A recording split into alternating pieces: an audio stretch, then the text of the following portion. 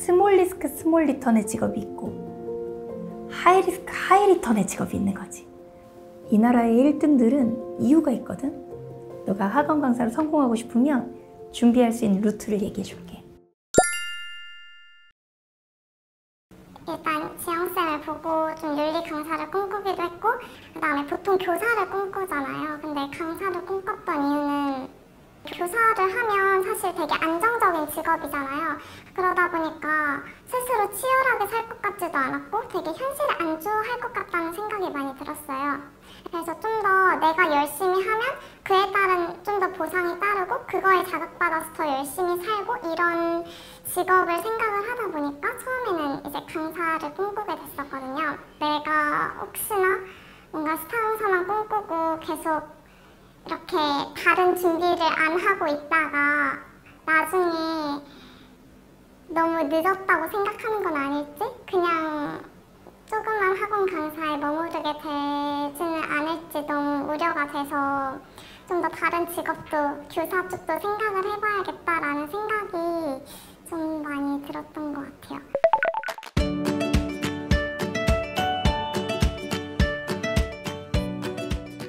객관적인 업무의 양은 솔직히 학원 강사가 10배는 더 많아. 근데 그 객관적인 업무의 양이 학원 강사 10배가 많다 할 때 내가 전제로 하는 건 학교 교사는 우선 교과서를 가르치고 그 교과서의 보조적인 유인물을 만드느냐 아니면 만들어져 있는 걸 사용하느냐의 차이가 있고, 학원 강사 같은 경우는 우선 모든 교재를 자기 손으로 만들어야 되고 오탈자를 검수해야 되고 그 교재 제작비의 모든 비용을 초기 비용으로 다 투자해야 되고 회수가 안 될지도 모르는, 그리고 학생 관리 시스템을 정립해야 되고 혼자 하긴 어려우니까 조교도 데리고 다녀야 돼. 그러다 보니 규모가 아무리 작은 보습학원에서 학원 강의를 시작한다 하더라도 초창기 투입 비용이 되게 많다는 거지. 말 그대로 학원 강사는 개인 사업자로 분류되거든. 그럼 교재 제작비, 그다음에 인원을 사용할 알바비, 그다음에 그 이후에 나의 이동과 먹는 것과 이 모든 것에 대한 세팅 비용이 아무것도 없는 상태에서 시작을 해야 돼. 근데 거기에 고민하는 시간이 학교에서 학생들을 생활지도하는 시간보다 10배는 더 많이 든다는 거지. 그래서 업무량으로만 보면 사실 학원 강사가 훨씬 많단다. 조금 더 가르치는 데만 집중할 수 있지 않을까? 라는 생각은 사실은 잘못 알려진 편견이지. 오히려 학원 강사로서 너가 생각하는 건 그냥 작은 보습학원에서 한 달에 100만 원, 200만 원 버는 강사는 아닐 거 아니야. 말 그대로 스타 강사, 억대 연봉 스타 강사, 아니면 진짜 수십억, 수백억대 연봉 스타 강사를 꿈꾸기 위해서 스타 강사를 꿈꿀 거야. 이제 그렇게 되면 초창기 투입해야 될 비용이라는 게 있다는 거야. 대신 보상도 그만큼 크지. 잘했을 때 정말 학생들에게 많은 사랑을 받을 수 있고 정말 자본주의에서 사교육이라는 어떤 독특한 입시 체제 속에서 많은 경제적 보상을 받을 수도 있을 거야. 스몰 리스크 스몰 리턴의 직업이 있고 하이 리스크 하이 리턴의 직업이 있는 거지.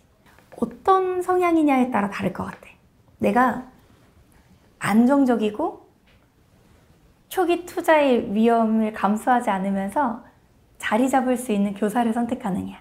단 1%가 살아남는 학원계에서 단 1%가 되기 위한 정말 살인적인 노력이 병행된 길에 들어서서 대박을 터뜨리느냐. 사실 그런 선택을 해야 되는 거야. 생각보다 고민이 조금 더 깊어지지.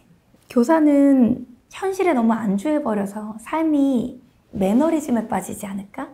혹시 발전 가능성이 너무 제한돼 있으니까 재미가 없지 않을까? 이런 고민을 너가 했어. 강사보다 교사가 좋다라고 얘기하기 위한 대답은 아니고, 대신 교사가 발전 가능성이 없다는 건 나는 반대. 왜냐하면 교사 중에는 그냥 강의만 하는, 그냥 정해진 공무원 월급만 받는 교사가 있는 게 아니라 지피를 통해 원고료를 받는 교사들도 있지. 또는 어떤 교사는 EBS 강사로 데뷔를 해서 EBS 강의를 하면서 2억, 3억의 추가적인 연봉을 받는 교사들도 있어. 그럼 원고 집필, EBS 강의나 강남구청 강의 또는 공익적 성격의 유튜브. 요즘은 교사들도 유튜브 많이 해. 유튜브 채널 운영 또는 더 나아가서 평가원 출제 검토, 합숙 검토 요원까지도 될 수 있는 명예직까지도 기다리고 있다는 거지. 교사의 안정성과 초기 투자 비용이 적다는 걸 감안했을 때 충분히 여기도 어떤 또 다른 시장이 열릴 수 있다는 거야. 그럼에도 불구하고 그 모든 것에서 다 성공적인 올타임 플레이어 교사가 됐을 때 보다 스타 강사가 보상이 크긴 하단다.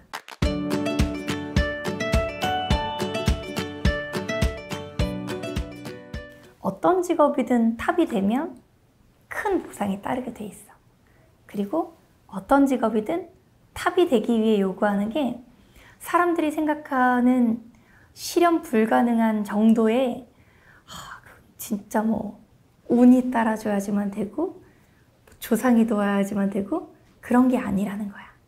나는 EBS에서도 오랫동안 강의를 했잖아. EBS 공로상을 타기도 하고 지금도 EBS 통합사회 인강이 남아있는데 EBS에서 항상 신규 강사를 채용할 때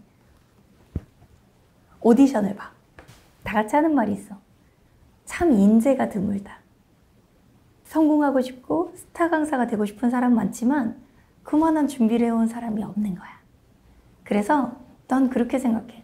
그만한 준비의 경지만 도달할 수 있다면 충분히 스타 강사 될 수 있어.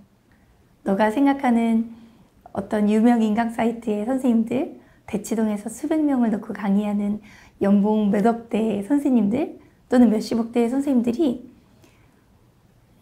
내가 생각할 때 운으로만 되는 건 아니야. 어느 수준의 실력을 쌓기 위한 노력들을 기울여 왔는데 그 노력에는 교과서 같은 어떤 공식들이 분명히 있어. 그 공식만 채워도 잘 될 수 있는 사람 분명히 있어. 시중에 있는 선생님들이 해내지 못하는 정말 잘 짜여진 판서. 그건 연구하면 돼. 이 나라의 그 분야의 1타, 2타, 3타 강사들이 하고 있는 판서보다 내가 더 좋은 판서를 준비하고 계획하면 돼. 아이들이 졸릴 때 적절하게 아이들의 흥미를 돋굴 만한 일화. 아이들이 힘들어해. 재미있는 수업을 듣고 싶어해. 그럴 때 아이들이 큰 소리로 교실 밖까지 팡 터질 수 있도록 하는 재밌는 에피소드와 농담, 유연한 대처. 그 모든 게 체계적으로 계획되면 돼. 많은 사람들이 그런 준비를 안 해. 나의 가능성이 높다라는 자존감을 가지고 준비하면 돼. 너가 학원 강사로 성공하고 싶으면 준비할 수 있는 루트를 얘기해 줄게. 첫째, EBS나 유명 인강 사이트에 너가 가르치고 싶은 과목에 Q&A 질문을 많이 읽어봐. 아, 애들은 이런 걸 어려워하는구나. 둘째, 그 분야의 모든 기출문제를 풀어봐. 아이들도 알고 있는 문제를 내가 모르고서는 스타 강사 못해. 그럼 공부해야 돼. 셋째, 탑급 스타 강사에 조교를 지원해. 이 나라에 1등, 2등 하는 선생님들은 분명히 노하우가 있을 거야. 아이들에게 어떻게 상담하는지, 사인할 때는 어떻게 말해주는지, 아이들이 졸 때는 뭐라고 아이들을 웃기는지. 나는 지금도 강의할 때 어떻게 강의하는 줄 알아? 3월 모의고사 보고 나면 국영수탐 문제 다 푼다? 아이들이 지난 모의고사 날 어떤 게 힘들었을지를 모르고서는 애들한테 진짜 선생님이 되지 못해. 얘들아, 평가원으로만 공부했는데 내신 스타일로 공부하려니까 갑자기 평가원 스타일 헷갈렸지? 그럼 애들이 네, 이걸 어루만져 줄 수 있잖아. 별거 아닌 것 같은데 이 선생님은 진짜 우리 편이야 라는 느낌을 주려면 그런 경험도 필요해. 그래서 나는 너가 바라는 게 그냥 한 달에 200만 원 버는 보습학원 선생님 아닐 것 같거든. 너 스타 강사 되고 싶다며? 우리나라 탑 되고 싶은 거 아니야? 그러면 교사 시절을 1, 2년 겪어보는 것도 난 정말 좋을 것 같거든. 그리고 임고 준비하면서 생각보다 전공 공부 되게 많이 하게 돼. 전공 공부는 그 임고 시험에 나오는 전공 공부 있잖아. 평가원 교수님들의 출제 제시문으로 반영되기도 해. 넌 임고준비 찬성. 혹시 떨어지다 하더라도 교과적 지식이 깊어질 거 아니야. 그럼 학원 강사의 제일 첫 번째 소양 충족이라고 봐. 그래서 해보면 어떨까가 내 제안이야. 그게 강사 준비라고 생각하면서 해봐. 난 정말 대형 강사가 될 건데 제대로 된 루트로 될 거야. 라고 한다면 난 임고 준비할래. 그래서 나는 교사였던 기간이 내가 스타 강사 되는데 되게 도움된 것 같아. 그래, 그러면 다음에 또 보자. 네. 응. 고마워.